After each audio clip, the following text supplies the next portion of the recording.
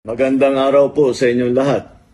Kagaya ng aking nasabi nung nakaraang report ko, ay patuloy ang pagre-report ko sa taong bayan tungkol sa mga kaso at saka sa mga impormasyon na nakukuha natin tungkol sa mga flood control project na hindi maganda.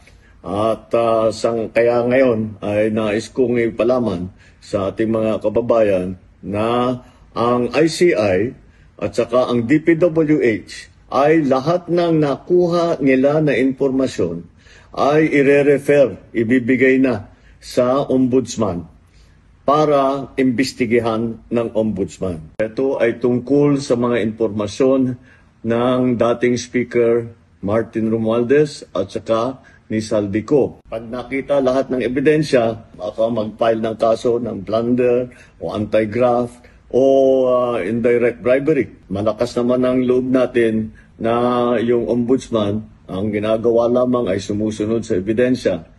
At kung saan tayo dinadala ng ebidensya, doon pupunta ang ating investigasyon. Maraming salamat po. Magandang araw po sa inyo lahat.